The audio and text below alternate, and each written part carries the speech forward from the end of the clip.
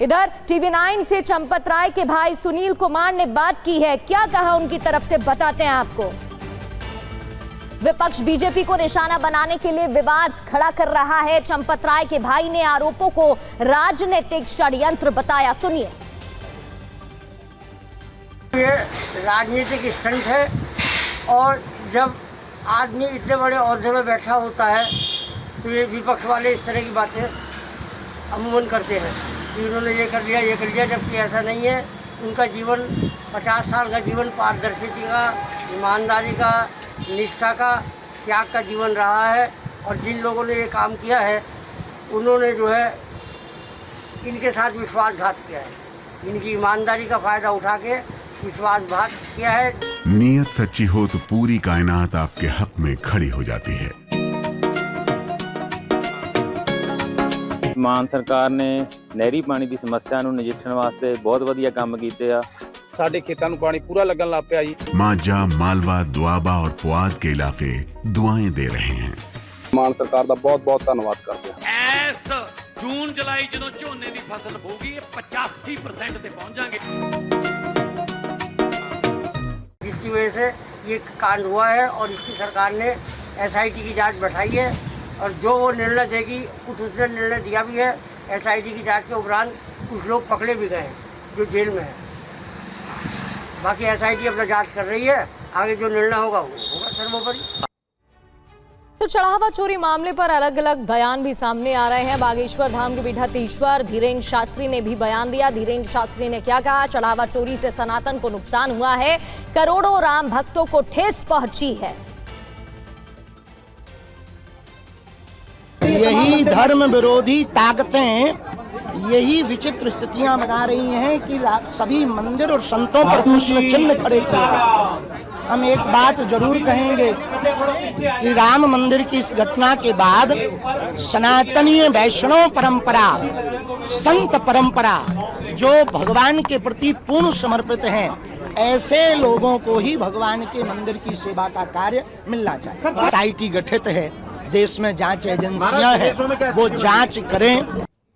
बढ़ते आगे, राम मंदिर चढ़ावा चोरी मामले पर असदुद्दीन ओवैसी ने भी बयान दिया है। क्या कहा, सुनिए। अब देखिए, हमारा तो मानना है कि उस ट्रस्ट में अगर किसी मुसलमान को रख देते तो ले जाकर गोली मार देते, उसको मामला खत्म हो जाता। गलती उन्होंने की, मुसलमान रखा ही नहीं, रख देते उसको, मामला खत्म हो जाता ना। अब क्या बोलेंगे? अब चंपक हो रहा है, क्या बोलेंगे बताइए आप। अब कुछ बोले ऐसी बात ही नहीं है उसमें, कितना ये सब तमाशे हो रहे हैं। असदुद्दीन ओवैसी को आप सुन रहे थे। बढ़ते आगे, राम मंदिर ट्रस्ट की बैठक 6 जुलाई को होगी। 6 जुलाई तारीख बताई जा रही है जब बैठक होने वाली है। चंपत राय और अनिल मिश्रा का इस्तीफा मंजूर हो सकता है। इस दौरान 3 नए सदस्यों की एंट्री भी ट्रस्ट में हो सकती है और CEO की नियुक्ति पर भी फैसला हो सकता है। आपको याद होगा, SIT ने जब अपनी प्रारंभिक रिपोर्ट सौंपी थी तो उसमें CEO की नियुक्ति को लेकर सुझाव दिया गया था। इसको लेकर जब हमने बात की थी अंतर्राष्ट्रीय अध्यक्ष BHP से, तो उन्होंने भी कहा था कि CEO की नियुक्ति होनी चाहिए और अब इस पर फैसला संभव है जब 6 जुलाई को बैठक होगी। तो CEO की नियुक्ति की चर्चा पर साधु संतों का क्या कहना है, क्योंकि उनकी तरफ से विरोध जताया जा रहा है, सुनिए। मस्जिद वक्फ बोर्ड के पास हो, चर्च काउंसिल ऑफ इंडिया के पास हो, गुरुद्वारे SGPC के पास हो, परंतु हिंदू मंदिर इन पर सरकारी अधिकारी कुंडली मार के बैठे हों।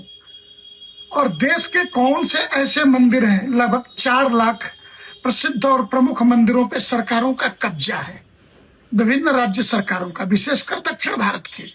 और कौन से ऐसे मंदिर हैं जहां आर्थिक गड़बड़ियां नहीं हुई, FIR नहीं दर्ज हैं। भारतवर्ष में जितने मंदिर हैं, बिना महंत के या बिना पुजारी के व्यवस्था के, कौन सी के महंत स्थान? अयोध्या में इस प्रकार से ऐसा कार्य चलेगा नहीं। चलाएंगे लोग तो जीवन भर ये संसार से कटे रहेंगे लोग। ये चलिए नहीं सकता है। CO IEO कर करके आ करके DM यहाँ पर व्यवस्था कर, DM देखेगा, जिला देखेगा कि यहाँ पर सरकारी अधिकारी आकर के यहाँ पर सुली तहसीली करेगा। चाहते हैं कि यहाँ पर जैसे साधु समाज के यहाँ पर व्यवस्था हाथ में दिया जाए।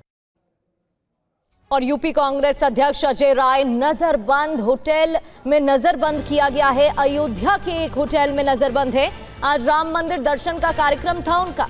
कई कांग्रेस नेता आज अयोध्या जाने वाले थे, कई सांसद और कई विधायक। डेलीगेशन कांग्रेस का अयोध्या दर्शन के लिए जाने वाला था, लेकिन नजरबंद की एक खबर सामने आ रही है। तो नजरबंदी पर अजय राय का एक पोस्ट भी सामने आया है। बीजेपी सरकार की तानाशाही चरम पर है, यह अजय राय की तरफ से पोस्ट में लिखा गया है। साथ ही मुझे होटल से गिरफ्तार कर जीप में बिठाकर ले गए। चढ़ावा चोरी को राम भक्तों के आने से डर क्यों है, यह सवाल भी उनकी तरफ से उठाया गया है।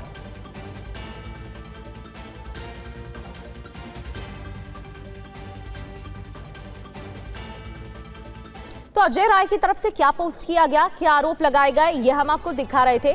लेकिन कांग्रेस का दर्शन वाला प्लान है क्या और इस पर सियासी संग्राम क्यों छिड़ा हुआ है, यह भी जान लेते हैं। प्रदेश के बड़े नेताओं का अयोध्या जाने का प्लान था और ऐलान किया था। इसमें प्रतिनिधि मंडल में कई सांसद और विधायक शामिल हैं। राम मंदिर में पूजा अर्चना प्रतिनिधि मंडल करेगा, ऐसी तैयारी थी।